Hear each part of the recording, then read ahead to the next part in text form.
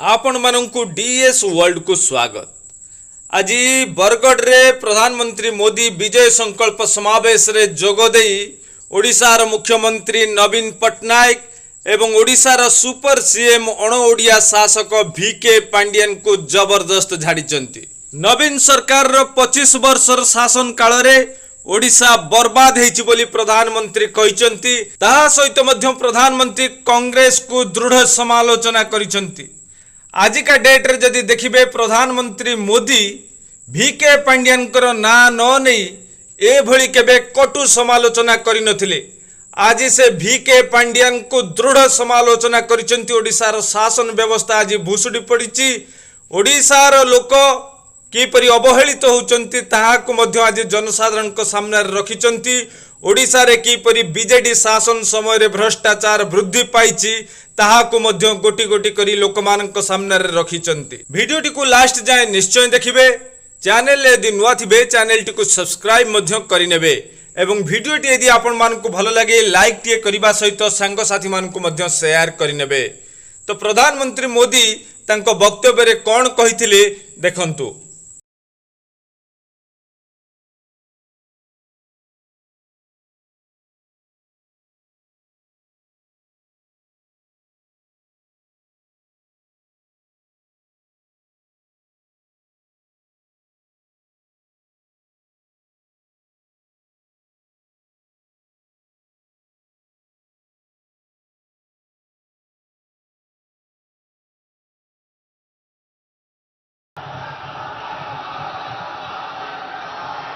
भारत माता की, भारत माता की, भारत माता की जय जगन्नाथ, जय जगन्नाथ, जय मां समलेश्वरी। एथी उपस्थित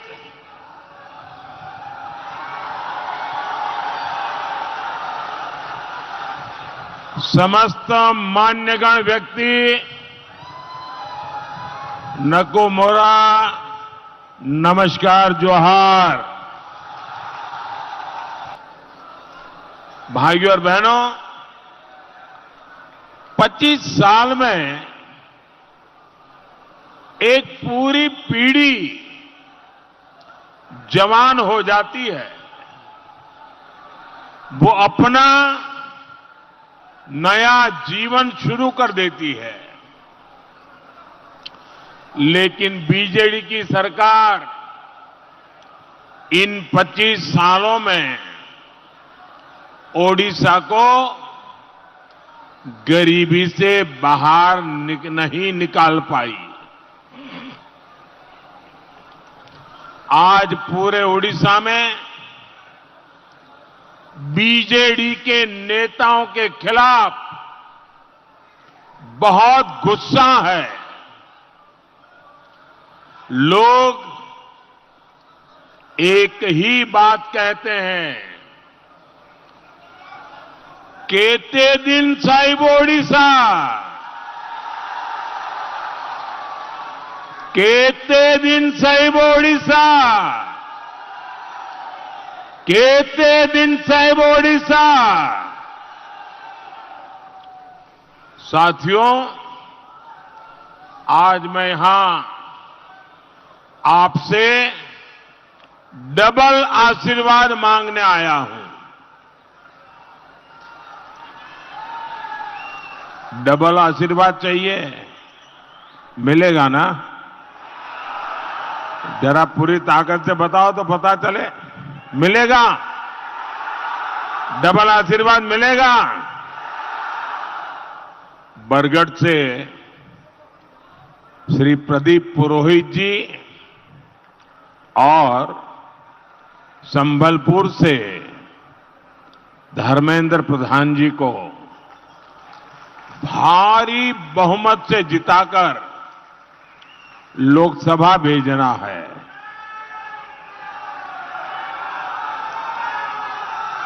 और दूसरा आशीर्वाद हमारे तमाम साथी विधायक, सारे विधायक और संसद के कैंडिडेट दोनों आगे आ जाएं। विधायक, हाँ, ये बाकी जो हमारे विधानसभा के उम्मीदवार हैं, उन सबको जिताकर भुवनेश्वर में सरकार बनानी है। तो उड़ीसा में डबल इंजन सरकार बनेगी। भाइयों बहनों, देश के कई भागों में 3 चरण में मतदान हुआ है और मैं आज बड़ी जिम्मेवारी के साथ और बहुत ही विश्वास के साथ और जनता जनार्दन ने जो आशीर्वाद दिए हैं, उस आशीर्वाद की ताकत के भरोसे साफ साफ देख रहा हूं कि 4 जून को एनडीए का 400 पार करना पक्का हो चुका है। इतना ही नहीं, कांग्रेस पार्टी मान्य विपक्ष भी बन नहीं पाएगी। उसके लिए उनके शहजादे की उम्र से भी कम सीटें मिलने वाली है।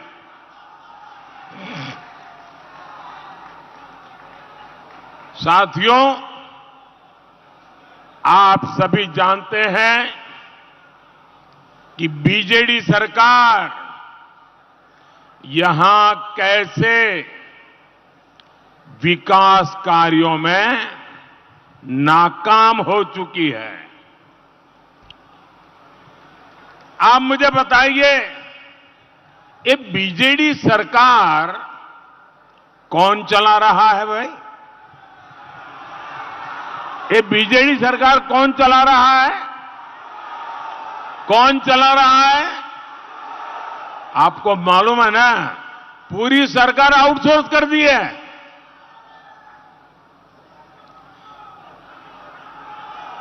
यहां पर डेमोक्रेटिकली चुने हुए विधायक और विधायकों ने चुने हुए मुख्यमंत्री, इन सबके ऊपर एक सुपर सीएम बन गए हैं।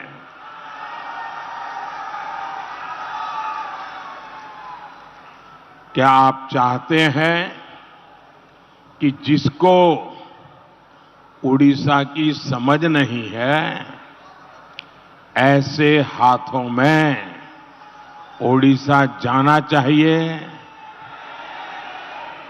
ऐसे हाथों में उड़ीसा जाना चाहिए? उड़ीसा को बचाने की जिम्मेवारी किसकी? उड़ीसा को बचाने की जिम्मेवारी किसकी? उड़ीसा को बचाने की जिम्मेवारी किसकी? भाइयों बहनों, मैं आपके पास भाजपा के स्वार्थ के लिए नहीं आया हूं। मैं आपके पास गिड़गिड़ा रहा हूं, हाथ जोड़ के प्रार्थना कर रहा हूं कि मेरे उड़ीसा को बचाइए। उड़ीसा बर्बाद हो रहा है। इतना महान राज्य, इतनी महान संस्कृति, इतनी महान परंपरा 25 साल बर्बाद हो गए और पिछले 5 साल में तो पूरी तरह उड़ीसा पर बाहरी लोगों ने कब्जा किया है। और इसलिए आप मुझे बताइए भाइयों, उड़ीसा के बेटे बेटी उड़ीसा का नेतृत्व करने योग्य है कि नहीं है? उड़ीसा की धरती पे जन्मे हुए लोग उड़ीसा का भला कर सकते हैं कि नहीं कर सकते हैं? उड़ीसा की परंपरा को जानने वाले, उड़ीसा का भला कर सकते हैं कि नहीं कर सकते हैं? भाइयों बहनों, मैं तो गुजरात में से रहता हूं। मेरे यहां बहुत उड़ीसा के लोग हैं। उनका जो सामर्थ्य मैंने देखा है ना, उनकी जो क्षमता देखी है, उनकी जो प्रतिभा देखी है, मैं कभी कभी सोचता हूं कि ऐसे प्रतिभावान लोग जिस उड़ीसा के पास हो, धन संपदा अपार हो, प्राकृतिक संपदा अपार हो, वो मेरा उड़ीसा गरीब क्यों है? यहां के लोग सामान्य सुविधाओं के लिए तड़प क्यों रहे हैं? और उसका एक ही कारण है, अब सरकार चुने हुए लोग नहीं चलाते हैं। आज सरकार चलाने का काम और लोगों के हाथ में आउटसोर्स हो गया है। अगर आप चाहते हैं कि ओडिशा की बागडोर यहां की मिट्टी के बेटे या बेटी के पास रहे, तो आपको भाजपा के सभी विधायकों को, सभी कैंडिडेट को आपको चुनाव जिताना होगा। जिताएंगे? साथियों, मैंने पहले ही घोषणा की है, 4 जून बीजेडी सरकार की एक्सपायरी डेट है।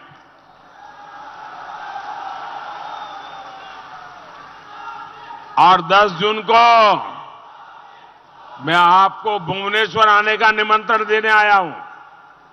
10 जून को आप सबको भुवनेश्वर आने का मैं निमंत्रण देने आया हूं। क्यों मालूम है? क्यों? भुवनेश्वर का क्या काम है? भुवनेश्वर में 10 जून को भाजपा सरकार के मुख्यमंत्री का शपथ समारोह होने वाला है। और मेरी गारंटी है, भाजपा उड़ीसा की मिट्टी में रमा हुआ, उड़ीसा की मिट्टी में पैदा हुआ, उड़ीसा की मिट्टी में पला बढ़ा, उड़ीसा की संस्कृति परंपरा को जीने वाला उड़िया बेटा या बेटी ही मुख्यमंत्री बनेगी। भाइयों और बहनों, हमारा ये क्षेत्र किसानों की, कुशल बुनकरों की धरती है। प्रकृति ने भी यहां सब कुछ दिया है। जो समृद्धि के लिए जरूरी होता है, वो सब मेरे उड़ीसा के पास है। लेकिन बीजेडी की सरकार ने भात हांडी को खाली कर दिया है। सब कुछ बीजेडी के नेताओं की तिजोरी में चला गया है। यहां कानून व्यवस्था चमराई हुई है। दिन दहाड़े मंत्री तक की हत्या हो जाती है।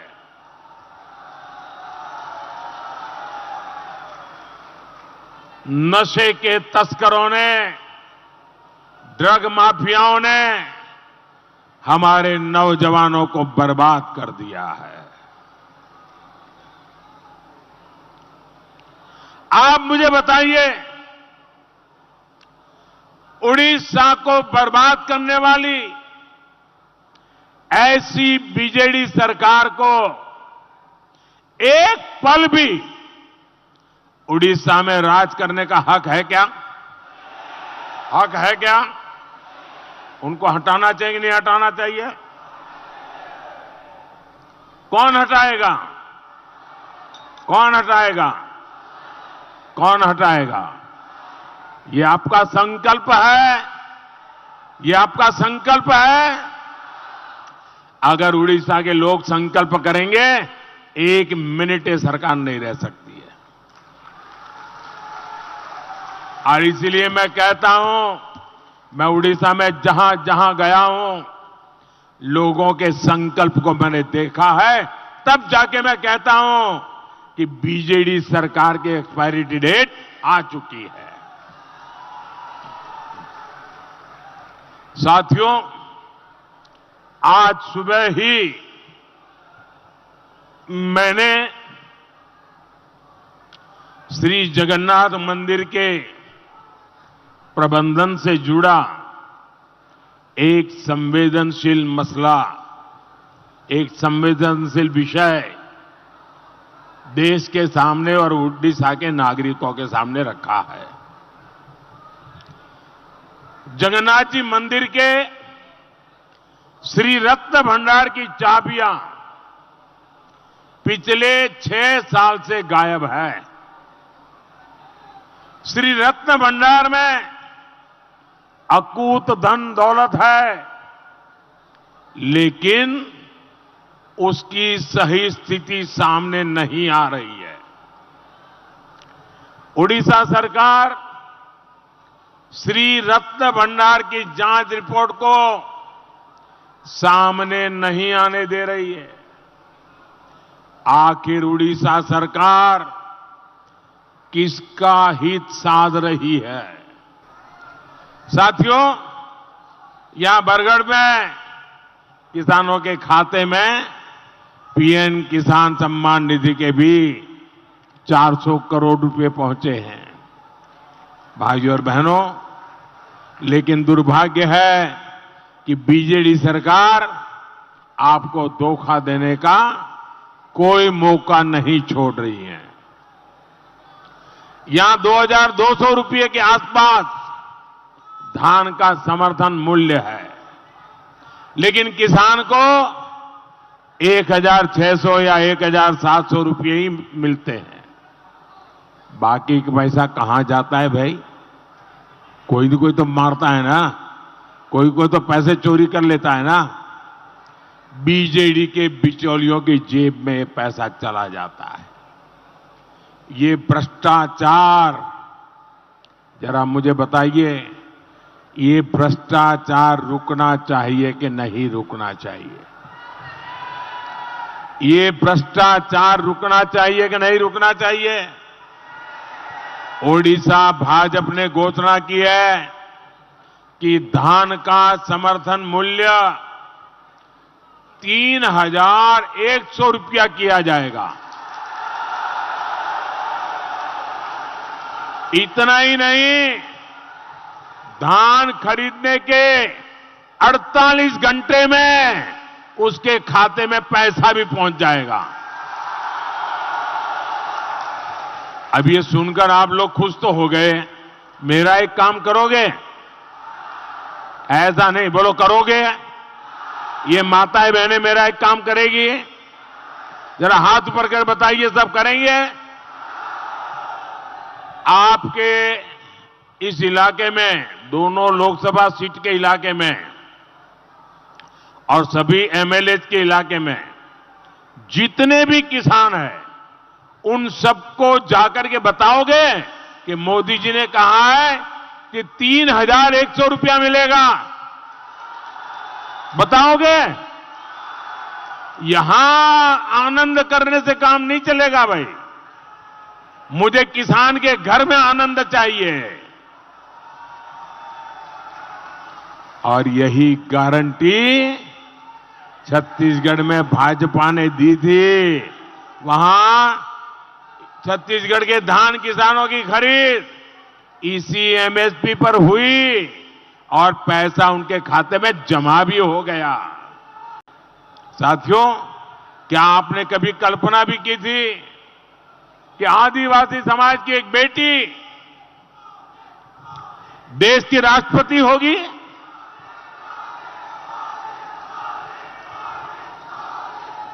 उड़ीसा की आदिवासी बेटी आज देश की तीनों सेनाओं को कमान करती है, राष्ट्र का नाम बढ़ा रही है, राष्ट्रपति पद की शोभा बढ़ा रही है।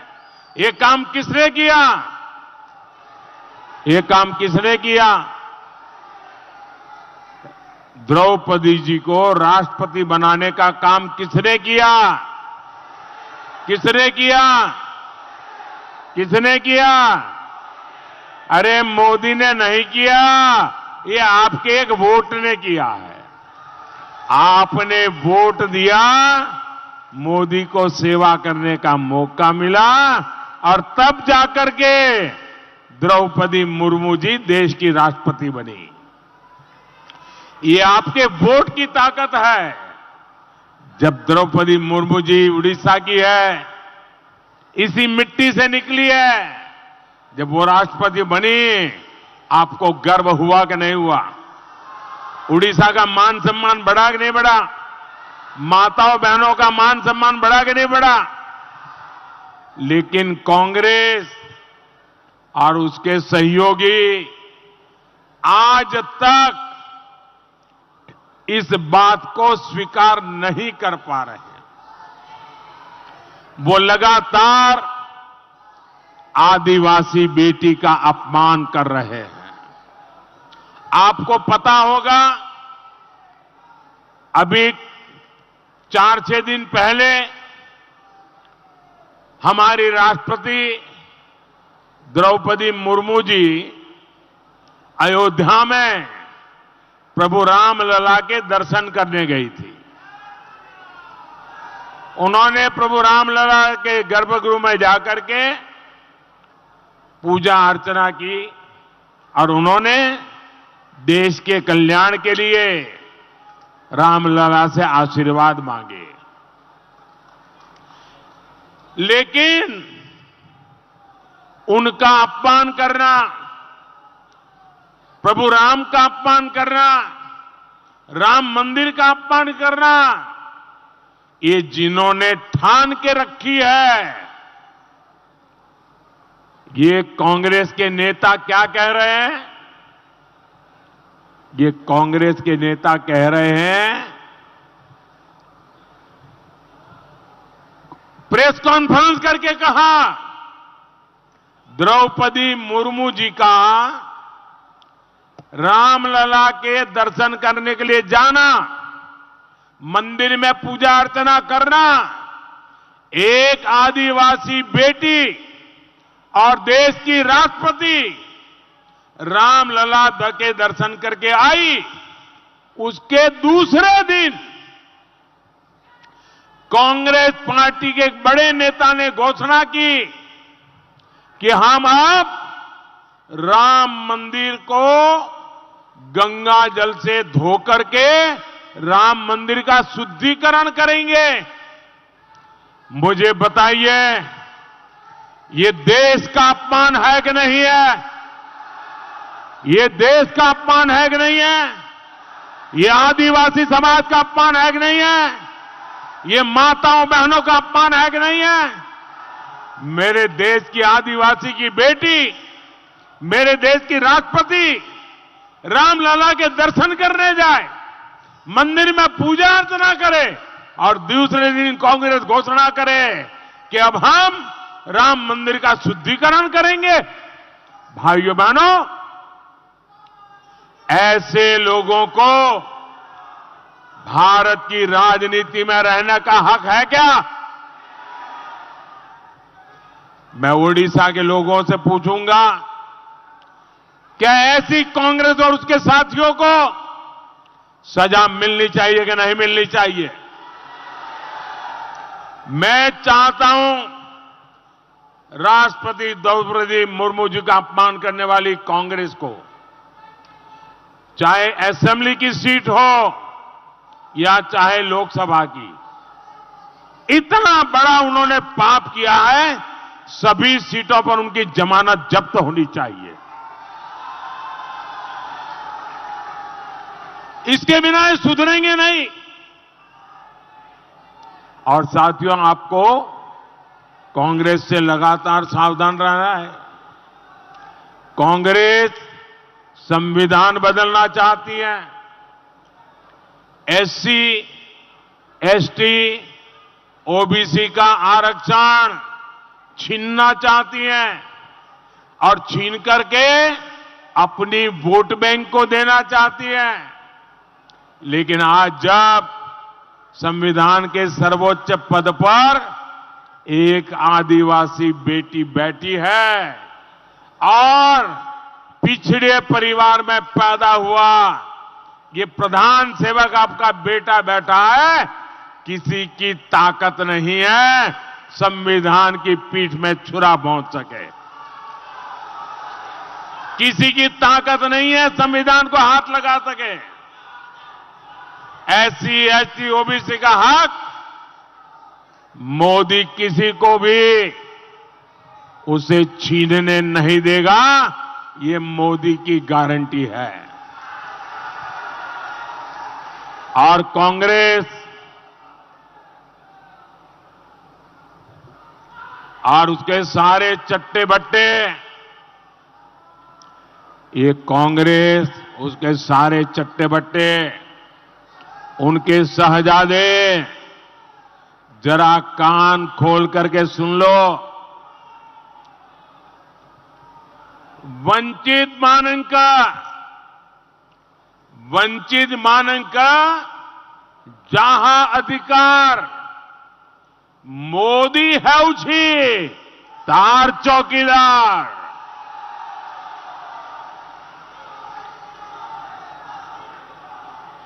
और ये शाहजादे अभी संविधान को माथे पर रख के नाच रहे हैं ना, जरा देश जानना चाहता है क्या भारत की सरकार संविधान के कोख से जन्म लेती है कि नहीं लेती है।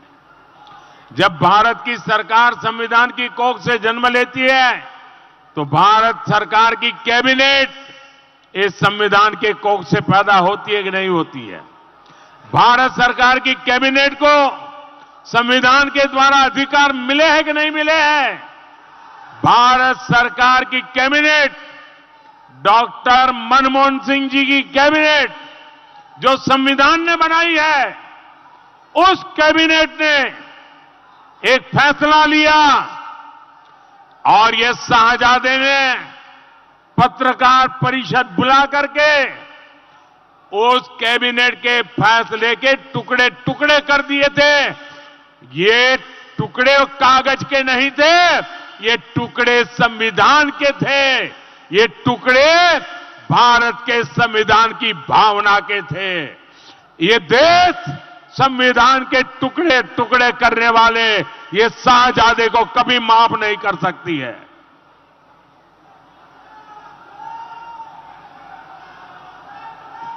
साथियों, रेल हो, रोड हो, एयरपोर्ट हो या अस्पताल, भाजपा विकास के लिए दिन रात काम मेहनत करती है। झारसुगुड़ा के वीर सुरेंद्र साई एयरपोर्ट से कितनी सुविधा हुई है ये हम देख रहे हैं।